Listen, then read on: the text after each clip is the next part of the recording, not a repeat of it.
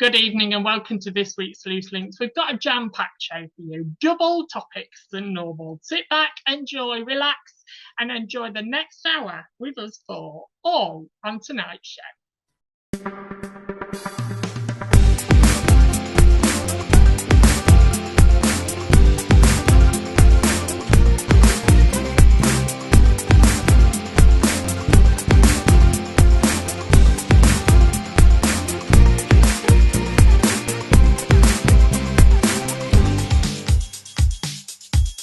Welcome to Loose Links. Joining me on the panel this week are...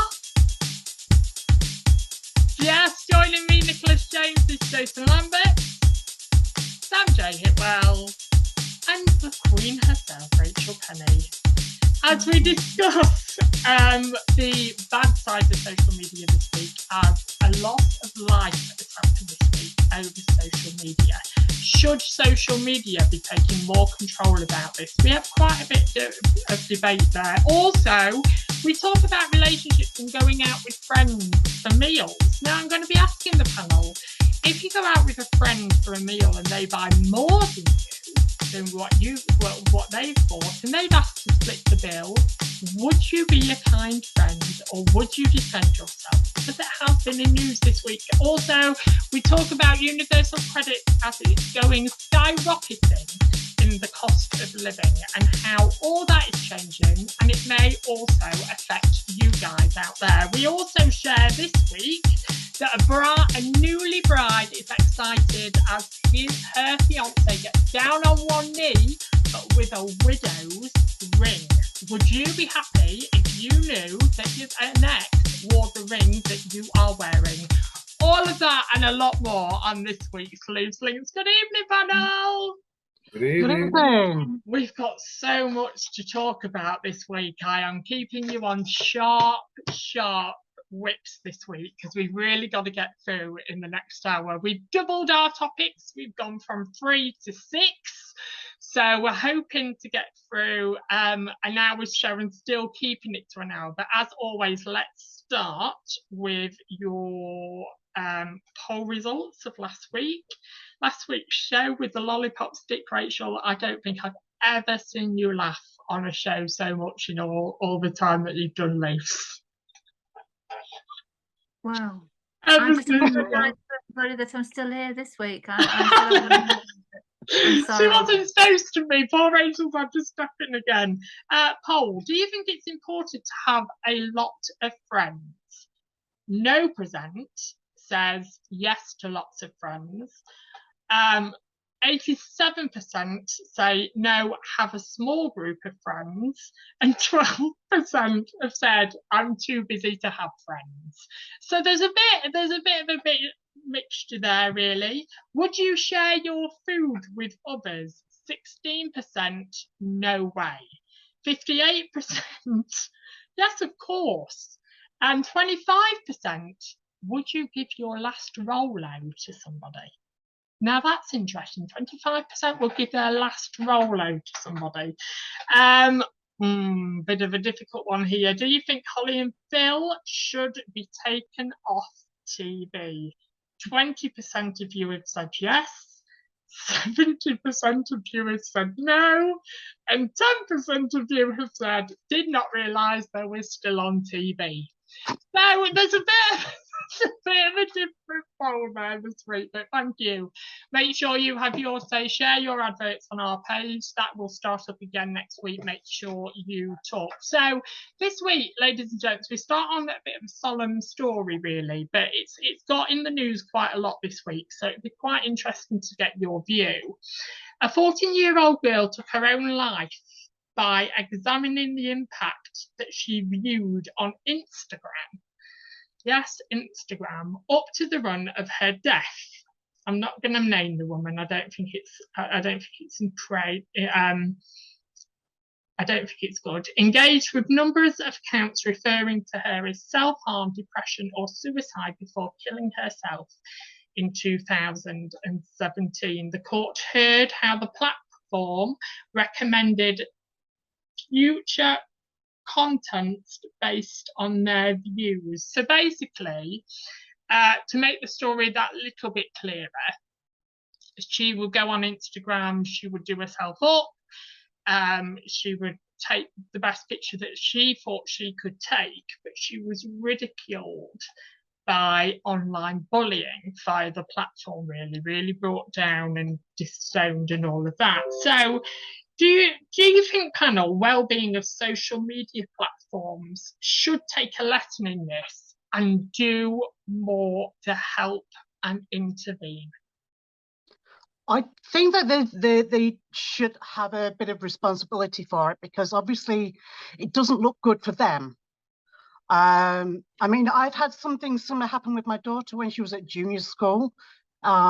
She was posting things on some social media platform. I can't remember which one it was, and it was basically about her depression and about how down she is and how, you know, and I do think that probably stems from because she lost her dad when she was very young.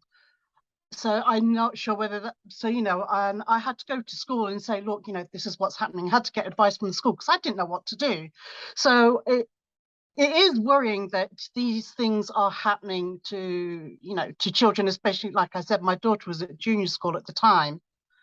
And it is worrying that it's out there and children that are quite young can access it. And it is quite scary how accessible it really is. Yeah, because the only thing is with the social media platforms, well, maybe I should have done a little bit more looking into this, but the social media platforms, it's just a tick box to say that you're 16. And it's almost a tick box also. You can make up your date of birth. You don't have to give your real date of birth at all. But when it comes to well-being, do you think social platforms do need to be looking into and looking closely at their users and their accounts? And when something's struck up as bullying, or that, they have a responsibility to call the police. They have a responsibility to report it before it gets to a tragic story like this. Have they got enough people to police it, though? I mean, Facebook at one point had 1 billion people, didn't it? I know there were other websites as well, but Facebook at one point had 1 billion people. Has it got enough people to view 1 billion people's posts and actually look at everything that's being posted? I don't think they have they? How does it work? Because TikTok, you can say a word and it won't print it. It won't print your comment, or you can show you smoke. You can smoke on a live, and then it'll cut it off, and it'll say, give you a warning at the bottom. Who's policing that? So you know, and they have the. But thing is, you moderate your own content on TikTok. You get moderators on there to kick the trolls out if trolls are in, and but you don't get that on Facebook, do you, or Instagram? But I find that it's all quite terrifying because it's too vast, it's too big, it's too insidious, it's everywhere, isn't it? I don't think you can police it. But the thing is, I mean, on Facebook, if there's a video that's got offensive content, they put a thing up that says, you know, they blur it, and you get the option of unblurring it and watching it, or you can just scroll on by. But the thing is, that still doesn't stop people from viewing it, and people are curious. Humans are curious, so they're gonna, say, yes, I want to view it. And people still see the offensive content. Well, Rachel, get prepared, because you're going to be shocked. I slightly agree with Rachel, because on the platform of TikTok, Jason, let's come to you on this station about the policing thing. On TikTok, a content is taken down within seconds. If it's showing too much flesh, if it's abusive, so how can one platform do it and police it really well and not another platform? Who owns TikTok? Oh, now you're asking me a question. I didn't do research into that. Facebook, WhatsApp, and Instagram are all owned by Meta now, aren't they? Yeah. Which means they've got 3 platforms to try and get content off. And that's what I'm saying. Have they got enough people to literally look at WhatsApp, look at Instagram, and look at Facebook with all the users? Because I think Well, close it. So my answer to that is then close the platform down. Because how many deaths is it going to take before you start to take action? And if you can't police them all and you can't have the staff for them all, shut one of them down. Yeah, but they bought Yes, them. but Nick, you're going to have these deaths. Somebody will find a way of being able to get to these people, vulnerable people, in schools. It's not a new thing. It's just that it's a different method of being able to be got at. And we get to know about it because it's in the media. It's the nature of it. But this happens all the time. One death is too many. A 14-year-old girl, you know, but it just makes it more. It's more prolific because everybody gets to know about it because of the platforms it's on. It's spread wider. Go back to the case of that boy who was in hospital and his mother was fighting. She believes that he had seen some content on one of the social medias that caused himself to actually try and do something that he'd seen on the thing that broke his neck. So I mean that's I mean that's two we're talking about within the space of 2 years. And I mean, a few years ago, I did. I read an article about these two boys in America. They filmed themselves with firecrackers in their mouths. One of them spat it out, was like, "No, I'm not doing it," and the other one obviously killed him. And I'm just like, and that went, and apparently that video went viral. So that's just going to show other people. That's just going to show other people how to do these stupid things. I think. And I think that they do need to figure out a way of policing these kind of things before they go viral and they get to the younger children. You see, on Facebook, there are things on there that are disturbing to different people. Some people might not find something disturbing, some people might, but a sickness there is within Facebook, I think, because you could, it doesn't have to be something that you have latched on before. But you scroll up and then you get news content in between your particular page. And I saw something that disturbed me absolutely chronic. It was awful. But it was an animal. I can't even tell you what it was, but it was an animal in a distressing situation. And as I scrolled up, my eyes saw it and I thought, oh my God, what was that? I didn't go back down, and I just tried to scroll as far away, and I had to switch my phone off because for a split second I saw it. And then another one, probably a couple of weeks later, there was another one. And I thought, oh, who's putting these on there? Who is putting these on there? They should be found. I had a situation where I came across one that involved a puppy, and I could not stop thinking about it for weeks. It just, the distress and the hurt that puppy went through. And it's like, the thing is, they're doing this and they put it on social media. And like I say, people copy it. People go, oh, I like the look of that. I'm going to try it myself. But there should be a thread. There should be kind of like a find out where that came from. Or there should, that kind of thing, that kind of sickness, sickening viewing should have a source, and that's what they should be finding. So some software to find the source of, or not being able to put it on should be easy enough to put something on, but also to be found and identified. Well, I'm sure, ladies and gents, it's not a subject that we'll close this evening and never talk about again. I'm sure that there are many conversations out there. Just parents guardians, anybody out there, please be very, very careful what your children are watching on social media, and make sure in some sort of way you have a look over it, because we want to hear less stories about news like that. But let's go on to a bit of a lighter topic, ladies and gentlemen. So, picture the scene. You're going out with a friend, you decide to meet in a restaurant, and it's a very nice restaurant, and you're chinning over a glass of wine, and you just decided to order a main. That's all that you wanted. But your friend decided to order starter, main, and pudding, and the wine is flowing. When it comes to the bill, your friend looks at you and states, "Shall we split the bill?" What do you guys think about this? Do you think money is a killer on any relationship that we have in this world?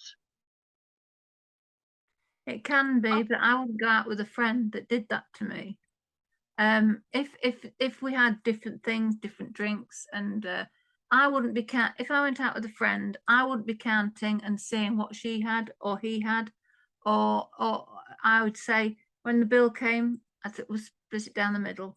Or if 4 of us went, well, we'll split it 4 ways. I wouldn't penny pinch. I find it very embarrassing. I find it bad form. But if somebody had a bottle of wine and I had a lemonade, and they had 3 courses and I had 1, they would, if it was a friend of mine, they would pay their way. But if what if they didn't, Rachel? What if it was this scenario?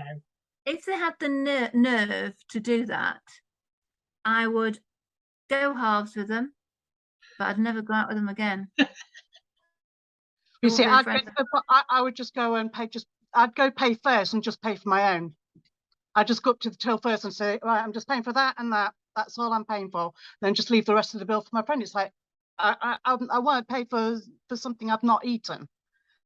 You know, unless it's a special occasion, obviously. But if it's just generally going out, I would just pay for my own. What about you, Jason? Me and you went out for dinner. I bought one main meal and a glass of. You bought one main meal, sorry, a glass of wine. I decided start, main, pudding. I'll have a second bottle of wine, and then it comes to the bill, and I go, Jason, let's split this down the middle. I'd say yes. I think it very much depends on the situation you're going out for. What I tend to do is if I go out with another person for a meal or a drink or something like that, then I'll pay for that evening. And then the next time they'll pay for it. Well, you're all being too nice. I wouldn't. I would literally sit there and go, I've had one meal and you've had 3 courses in front of you. I agree with you. I agree with you though, Nick. I would just pay for my own because, first of all, I don't have enough money to be able to pay for someone else's food. It's very rare I go out because I can never afford it. And when I do go out, I only have, I don't have a lot to go out with. So I would just pay for my own, to be fair. I won't go. It depends who you go out with. If it's an acquaintance, then you pay for your own, wouldn't you? But if you went out with friends, like if I went out with Nick, you'd pay.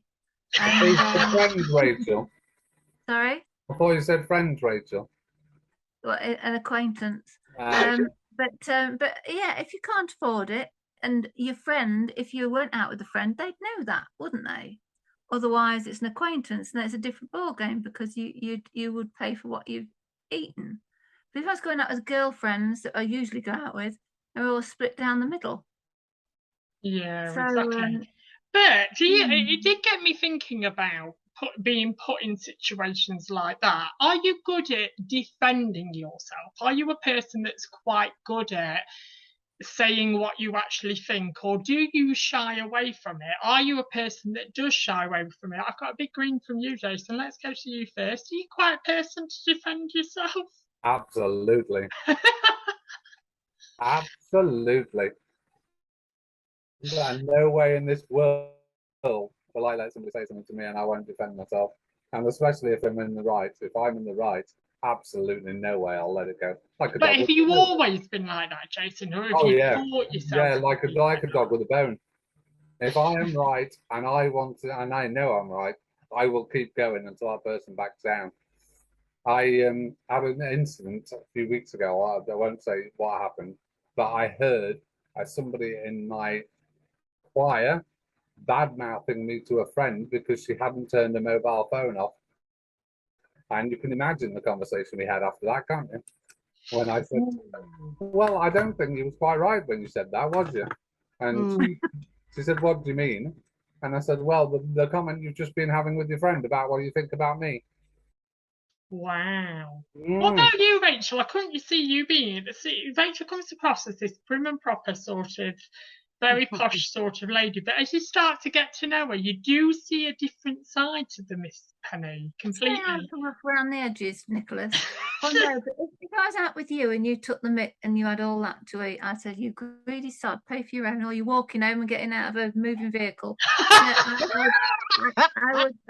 I wouldn't stand for no rubbish. But I'm polite, but I think money is it's vulgar, and I wouldn't sit there and you know, there's some people that are you know, first out the taxi and you know, last one to the bar. Is that the right one? Last one to pay.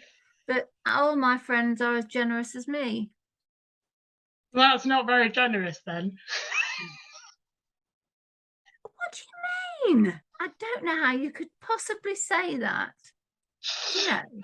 Is it right? Okay, Rachel. Let me throw a bit of a curveball at you then. Let's throw another situation at you. So there's defending yourself, but is it a very different story when it comes to defending your children? Are you a bit more of a lion and will stick up for your children no matter what? Or if you hear someone bad-mouthing your child, are you straight over there like a bull in a china shop? Well, mine are 34 and 31. Julia's 34 tomorrow. Adam's 31. Oh, happy birthday, Julia! Happy birthday! And they can fend for themselves. Julia terrifies me, so she doesn't need really defending. None of them do, but I know I can't help thinking they're still my children, and I would advise if somebody came to me and said something about them, I'd advise them where they were going wrong, and gently.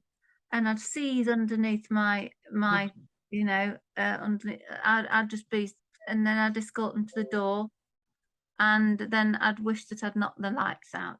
No, I wouldn't really. But you don't like anybody to talk about your children, do you? Or like that. And but having said that, nobody has to really, because they're both. Well, you see, I had a situation with Alicia where I went full on mama bear mode. I was like steaming, my ears steaming and everything. My daughter turns around to me one night and she goes, Mum, I was like, yeah. She's like, so there's this lad at school that's been bullying me for being gay. And I'm like, well, what was he saying? And apparently he was making some really snide marks and calling her the D word. And he was being awful. And I said, did you tell a teacher? She says, no. I says, would you like me to say something? She goes, yeah. So next morning, I took 2 buses up to her school, and I was like, I'm not moving until I speak to someone. And I said that, you know, the head of year came down to meet me, and we sat and I spoke to her, and, you know, we sorted it all out. We sorted it out with the teachers that were involved in the classes, because she did 2 classes with this particular boy. And it turns out that this particular boy is from a family that don't like, they're very, you know, they don't like gays, they don't like, they don't like people of color or anything like that. So, and I was just like, okay, right. So they sorted it out, and, you know, since then she hasn't had any problems, you know. But yeah, I went full mama bear mode. I was like, nobody, you know, does that to my child and gets away with it. You know, it's not right. That situation, let's go back to the meal, that situation did make me think, and did make me think about financial and being financially comfortable. Do you think we ever hit that point though? Do you think that we get to a point where we feel, oh, we're a little bit better, but then we're always looking up? We're always looking to get that one stage higher and that one stage higher. Do you think we're always, throughout our life, even retirement, I'm not just talking about working life, even retirement, that we are chasing money constantly? Do you think that it's a big vein of our life? What do you think, Jason? Let's go to you first. Well, I think it goes back to Me and My Gal and the song in there that says money makes the world go round. I think it depends on the person as to whether they think they're comfortable or not. I think it depends on where you think you sit in this divide of people, whether you are working class or middle class or upper class. And I think then you kind of look around at the people within your own social circle of people and you think, am I right? Am I wrong? And have I got enough money to be in that circle? I think it depends on the person. I wouldn't say that I am financially comfortable, but I know how to budget so that I know that I can make myself right over a month. But I find it easier to do it that way because I know exactly. But I think it depends on the person. But I think that people do tend, as they go up the social ladder, shall we say, it's social ladder, people do start looking at whether they've got enough money and how can they get another bit of money to get further up.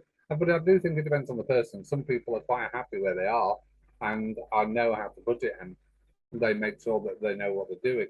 I think it's very difficult because I think different classes and societies have different ways of and means of kind of what they think is comfortable, don't they? What about you, Rach? Do you think the money makes the world go round? Yeah, but I'm not like Jason. I don't know how to budget. Well, I know how to, but I don't. I think if I've got it in my pocket, I spend it. It's awful. But the thing is, you should never pray for money. My grandmother used to say that never pray for money. But I always think to myself, oh, I've got X amount of money there, and I want that, or I want to do that with it. I want to treat somebody. I want to do the other with it. Well, I haven't got enough for the bill for next week. Something will come, something will arrive, something will happen. And it always does. Well, it seems to, in shape of one's brother. That's awful, really. But the thing is, I would hate it if it'd be sod's law for me if I bypassed something that would make me happy one day, and kept that money and saved it, and then popped my clogs the following day, and I'd be so flipping mad that I'd come back and and it would not. I think living is for living, but you've got to be sensible, and you can't take it with you, can you? So I think you have to be sensible, but you have to live life. And the amount of things I've got wrong with me, I have to do that daily. So, money can be bad. It can destroy people, but it depends what you do with it. So let's go on to money then. As you know, our world is changing the last couple of months. The cost of living is getting higher. So it does mean that we have to look at the benefit states. So the benefit states have announced how the universal credit rules changing. Clients already risk having their benefits reduced if they don't take steps to earn more and meet regularly with their work coach. At the moment, the rule applies to people earning less than the equivalent of 9 hours a week on the national living wage, £85.50 for people over 25. This was set to rise in 12 hours from the 26th of September. However, it is now increasing to 15 hours a week from January. This will affect 120,000 more people, the government says. It will also plan to strengthen actions. Those earning 16,000 or more in savings will not be eligible. The main benefits for anyone losing their job after a period of work is a new style job seekers allowance, JSA. This is worth £61.05 a week if you are under 25, or £77 a week if you are over 25. We will put some more information on this on our page this week, just in case any of you out there would like to find a little bit more information. But it did get me thinking. So I'm going to read a statistic that they've brought out as well. So the amount you get depends on whether you are single or claiming as a couple and your age. There is one standard allowance per household. Single claimant under 25, £265.31 per month. Single claimant 25 or over, £334.91 per month. Joint claim, both under 25, is £416.45 per month. Joint claims over 25 is £520.72 per month. Extra money may also be available for rent payments, which works in different ways across the UK. You may also be able to claim a reduction in council tax while on universal credit. So, I've lost the questions. Give me a second. So, do you think the whole system of benefits needs looking after? Do you still think, when we think about society, lower class and higher class, and actually, do we need to be looking more into people on benefits with this cost of living rising? Let's go to you first, Jason. What do you think? I think with the government we've got, it won't matter on the lower class, as long as they're looking after their upper class friends and those on the highest rate, like scrapping the 45p tax and giving them £5,000 back into national insurance and tax. I think it doesn't matter where we are at this present moment in time. They couldn't care less about the poor. We're going back to a Victorian society where the poor will be left on the street and destitute and alone, while others are lapping up their life of luxury in their mansions, and we'll end up starting to have to work for them like servants again. That's where they want to go back to. They want to take us back to a class society of them and us, and that is no more evident than when a Tory council or a Tory government are in power, like it is at the moment. Do you agree, Sam? Do you think it is a them and us when it comes to society and the cost of living? I do agree. I think the gap between lower class and higher class is getting wider and wider and wider. You know, the rich are getting richer and the poor are getting poorer.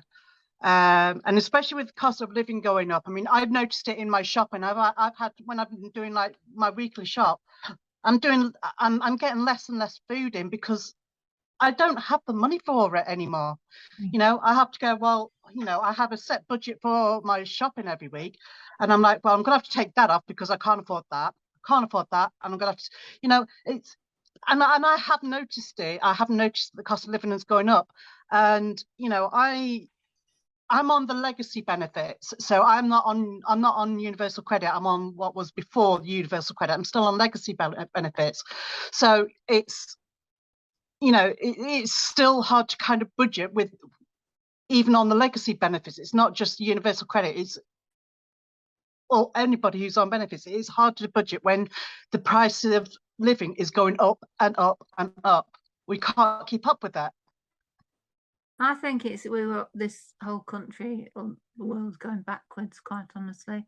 Is anything like the NHS, it's frightening, with waiting times and not being able to be seen, and things getting missed, and And then you've got schooling. You don't go to school to be schooled anymore. You go to have your children to be looked after, to be given breakfast and given clothing and given food. The teaching has kind of gone out the window on some but I find you are right in saying the rich is going to get richer because interest rates have gone up, and if you've got a few savings, you're rubbing your hands, aren't you? But the people who haven't got any money, then they're just going to get more taken off them in interest. Yeah. I mean, what you said about the NHS, about waiting times, I was referred to ear, nose and throat department on the 21st of September last year, and I still haven't received an appointment. I'm still waiting to be seen. It's been, it's been just over a year now, and I still haven't been seen. So yeah, the NHS, it is really struggling, and I don't think the MPs are bothered about it. It's like they have their private because they're rich, they can afford private, they can go private and do whatever. But us poor, we have to wait for the NHS to be able to have anything done. And in the meantime, my ears are getting worse and worse. I'm struggling more and more with my ears because, like I said, it's been over a year now. It's every element. One probably trivial, but it just shows you how everything's changed. My daughter has got her partner's got two girls, and the school they go to wanted them to do the home economics. I gave them the recipe card of what ingredients to bring in. Now it's a Thai green curry. They wanted coconut paste. They wanted fresh coriander, a chicken breast. What else was it? But all these ingredients to make a Thai green curry. Now this child will have no skills when if she's not taught anything at home. Will know how to make a Thai green curry, but she won't be able to afford to make one. Why don't they give them some basic teaching, basic recipes, some basic things, so that they know that they're going to possibly be able to survive when they get home without having these grand ideas of making something like that that's going to cost an arm and a leg. It's just ludicrous. But you can't not give the child those ingredients, can you? Unless you complain privately. But then, the child's going to be, embarrassed to go in and find her more well-off friends have brought all the ingredients, but she couldn't afford them. Her mum couldn't afford them. Everything's gone wrong. I know it's probably a silly analogy, but it's not right. Children aren't taught basics. I do agree with that. I mean, with Alicia, everything she knows, I've taught her. She, by the time she went to high school, she could cook her own tea, she could bake, she knew how to do, she knew how to do things because I was the one that taught her. And then when she got to high school, even then, the home economics, it wasn't that good. They just did like little bits here and there of different parts of home economics. And I was like, well, that wasn't what I was taught at school, And so, yeah, everything that she knows about, kitchen and about, doing general things, in the home is what I've taught her. And it's just a shame that they don't do these things in school because not all parents will do that. Can I be devil's advocate a little bit? Go back to the story of the benefit system. So let's just go back to what we were talking about. Now, I do understand people out there that are severely poorly and that cannot work anymore. And there are conditions that people can't go back into work. But I do feel like the system does need looking at a little bit. I do feel like the system does need a new facelift, only because I've heard people, not going to name and shame, but I've heard people say, I'm not going for that job because I get paid more on benefits. How is that an essential to go back to work? How is that something to get you off the benefit scheme and back to work? So how do we police that? Because we can't carry on the way that we are carrying on, because the whole world is going to end up in bankruptcy and there'll be no help anywhere. So something has to change. Don't you agree? Well, they should do some sort of, if they are capable but don't want to work because they're not going to get as much money, then they should do something and give something back to the community that they live in. Some voluntary, some sort of work, so many hours per week, work for their benefit.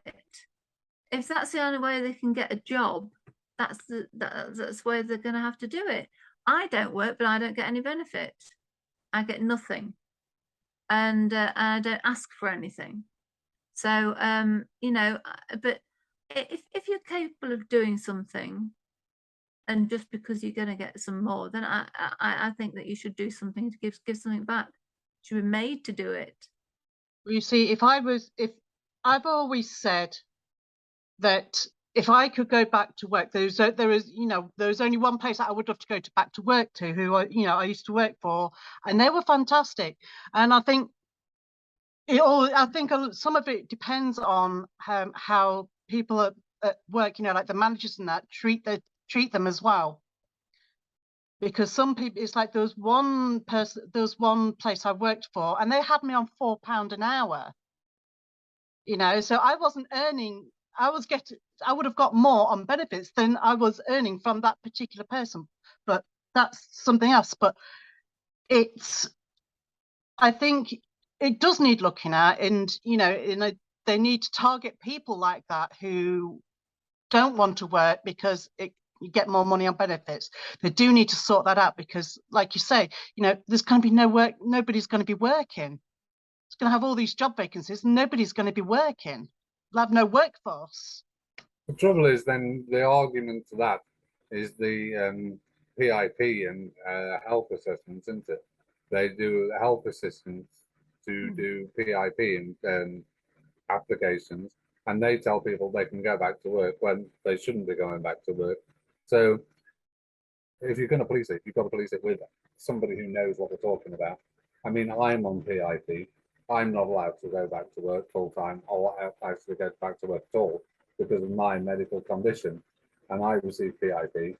They've just sent me out a 24-page form that I've got to fill in again to reapply for my award from 2019. Even though my condition is a degenerative condition, and when I get to the point where I have to go in and meet a clinician, which I'll have to do, and I tell them what my condition is, they will just look at me and say, "What is that?" Because they just don't know. I gotta say, sorry, Jason, is the assessment quite intense? Sorry?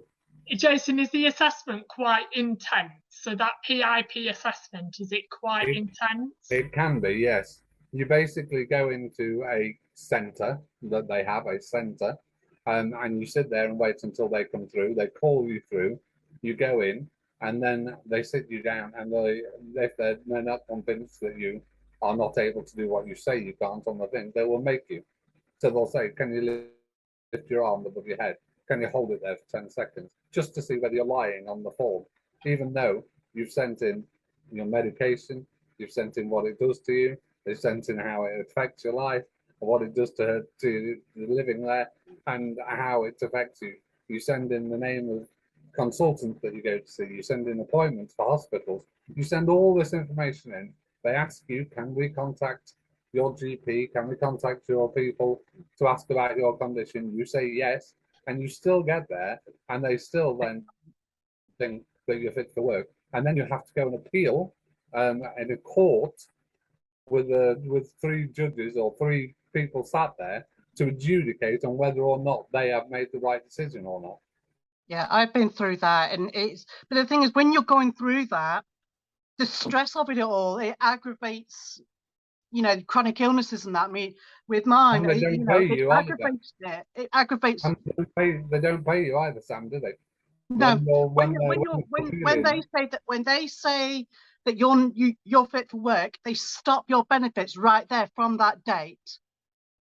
And they say, but the thing is, when you ring up and say to them, oh, you know, what's happening in that, they say, oh, don't worry, this is, you know, they'll give vague details, and they say, oh, don't worry, you'll get back pay. And I'm like, yes, but back pay's not going to help me now, is it? How am I supposed to feed my child if I've got no money? Because you lot are dragging your heels. It's all wrong. It's all wrong. The thing is, when PIP in lockdown, they couldn't see you face to face, and so when you have a one-to-one, when you I have one on the phone. I've had quite a few of them, and they see you and they judge you on whether you're smiling, whether you make eye contact, whether you're well presented. So if you don't have a wash, and you don't make eye contact, and you look miserable, that's about it. But if you've got a different mindset like I had, but then they didn't do that when it was over the phone. They couldn't see that.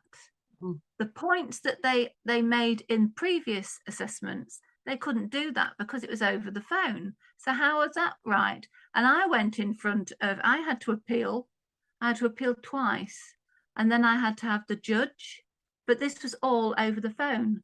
And I had a phone call from, there was 4 people, the judge, a judge, a medical professional, and 2 others. And when they phoned me up, they said, Mrs. Penny, I'm sorry you've had to have this call. We're not even going to go through with it. You granted it because I had cancer, I had Crohn's disease, Parkinson's, and heart disease. How much more can somebody have and work? So they said you shouldn't even have to have been here. So it's somebody's opinion, really, and it's not kind of like across the board, so many boxes to tick. It's somebody else's opinion as well. And so if you get somebody decent and good, and a lot of them are good, it's a hard job to do, but it's not just a blueprint of questions. It's somebody else's opinion as well as how that person is on the day. So the thing is, it benefits. It's such a vast thing. I am one person, and all I get is PIP. That's all I get. Now I'm just one person. How many thousands and thousands of people? How can this country carry on doling all this money out to people and stay balancing the books? I just don't. I don't. Where's the money going to come from? Where is it coming from? And that's the long question. People who can work should work and do something.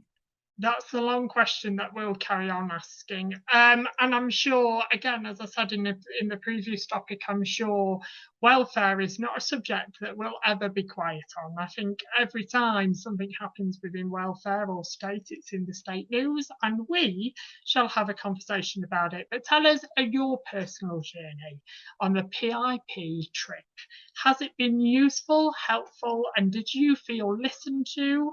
Or are you like the 3 panelists here that had to fight and fight for people to listen? Have your say as well as ours. Right, I'm going to give you a picturesque scene now, panelists. Are you ready? Picturesque scene here. The love of your life. The love of your life gets down on one knee. Says to you, you are my world. Rachel, me and you will be doing this very soon. You are the light of my world. I love you with my whole heart. They give you that beautiful ring. You show it off to all your friends. You're so proud of it. And then 2 months later, you find out it's his ex's engagement ring. Come on, Rach. What would you be like? Wow. Well, it depends what it was like. It depends what it's like. If it was an antique, if it was a lovely stone, or if it's just because he had no imagination and just couldn't be bothered to go and buy one, then or even an heirloom. It could have been an heirloom. It could have been his mother's, but I'd have to get it. I don't know. It depends what kind of person they were. I'd probably have to get it exercised first. With the cost of living crisis, you probably can't afford a new one. Yeah, but I always believe in thought, and I think if somebody if the no thought has gone into it, then I wouldn't want it. I'd have a curtain ring. I'd have anything. A Haribo ring. A different one every day. I could just chew it off. Or even one of those ring pops. She could just chew a ring. Do you think actually would it really bother you? So say like he put a ring on you and it was only you that found out that his ex wore it.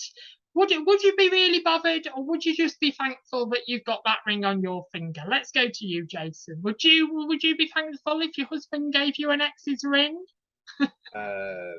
Well, I think it depends. Depends what the ring, whose ring it was. It depends whose ring it was. I didn't even mean to say that. When I got to the Oh gosh. Yeah, it No depends. class here, is there?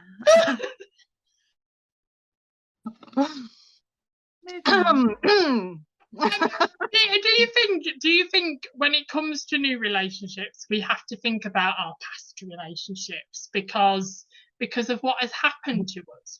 Do you think it makes you more weary, more protective, more guards up because of the past relationships that you have been in? Jason, you can't talk for this subject. You're not allowed. But Rachel, do you think we never learn sometimes? I haven't had any. Right, but do you think we just never learn? I think I'm the same though. I don't learn. I always go for the people that for the blokes that are gonna screw me over or whatever, or treat me badly or whatever. I mean, my last relationship was almost 2 years ago, and I'm too scared now to get into another relationship because I've got myself so walled in. You know, and you know, my past relationships do shape you. It does shape you. It does do things to you, you know, up here. And I think that's done that to me. And I'm just like, no, I'm happy on my own. I can't be dealing with all of that, you know. But if something happens, it happens. But if one of my exes, actually, my daughter's dad, when he proposed with his mum's old engagement ring. When his mum was married to his dad, he proposed with her wedding ring, and I'm just like, okay. And I know money was tight at the time, but I'm just like, and I wasn't really keen on it, to be fair, but I was just like, but then I found out I was allergic to gold, so I couldn't wear it. So I was like, yes. But there's no imagination. I've had no experience because I met my husband when I was 15. I'm married for 37 years. We're not together now. But I've had no experience of that. So who would have me now anyway? Okay. I say the same about me. Answers on a postcard. Oh no, the post is not very good, is Jason, it? do you think though when we look back at our ex-partners and we find out the people who they really are today, have you ever now looked at an ex now and thought, oh my word, what the hell did I ever see in you? Do I need to answer? Yes. Is all I'm going to say to that, because there's so much more I could say. Oh, Jason, I agree. And I always think it does make you slightly more defensive when you go into another relationship, because let's say this politely, you feel at the time that it's the right person for you. You feel that is the right relationship, and it's all going so well, and then all of a sudden the cracks start to appear of that person, and then you suddenly start realizing that maybe things aren't quite as rosy, or as right as they purported to be at the start. And then the whole thing kind of splits apart. And then you think, I can't go through this hurt again. And I can't go through this again. And you put a defensive wall there. And then that wall then gets harder as you take longer and longer to go into another relationship. But then when you do go into another relationship, because that wall is there, they always find it difficult because they think you're being so standoffish. But it's just that you've got this wall to protect yourself against what happened last time. And that is where it becomes difficult. And you do look at past relationships. You can't take them with you, but they are part of who you are. Oh, believe me, Jason, I mean, if given a I mean, choice, I keep wouldn't take mine saying to with me. people, I keep saying to people, there's only one ring that will go on my wedding finger, and that's my mum ring, my silver mum ring. That is the only ring that I will put on my ring finger. Yeah, Because that's special. We're like the raggy doll toy box, aren't we, on here? We're all hurt Yeah. and knackered. All hurt and knackered. I'm married, and I'll have been Oh married. yeah, Jason's married. And Jason's I've been married. married 5 years this December. Oh, congratulations!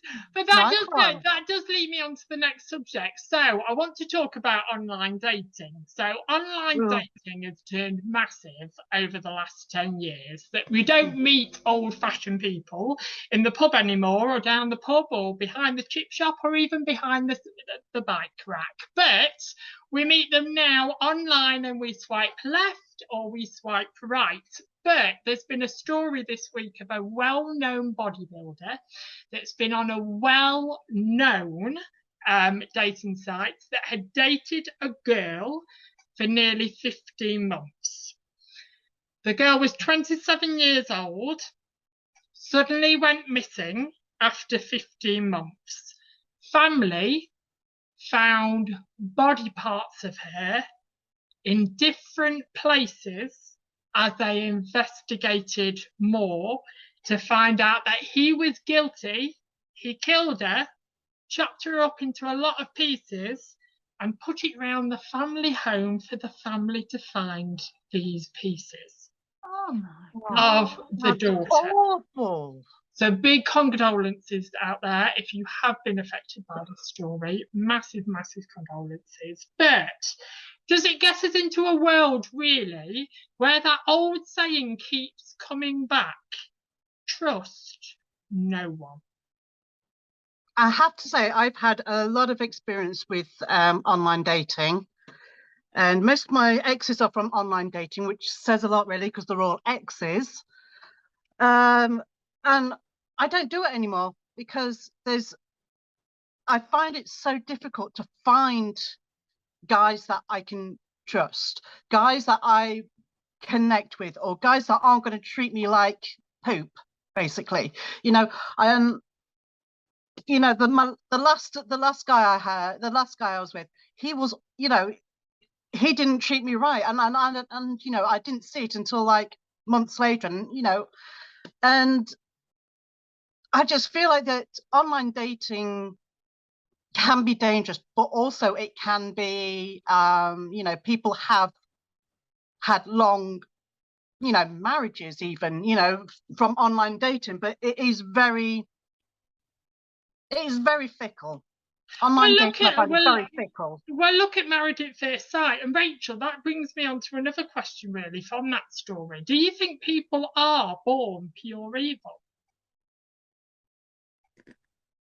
Oh, I think, I don't know, because I've not really had an experience, but well, yes, actually, I have had experience.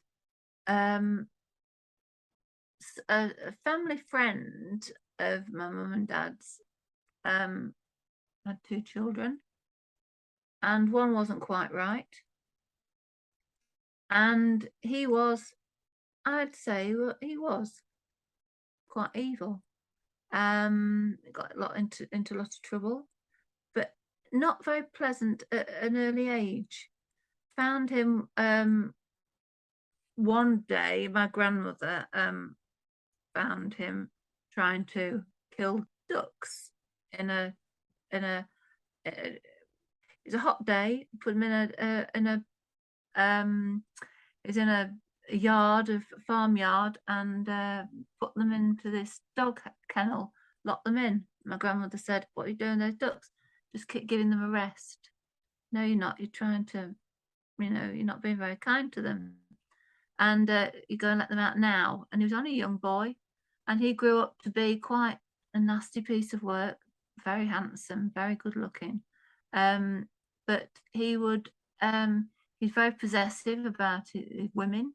Took drugs, and but eventually he died. Took an overdose unintentionally. But when my mum went to the funeral, it was like something out of The Omen. She said, I can always remember her saying that. She said, the wind got up, the rain got up, the crows crowed, and it was just like hell on earth. It was awful.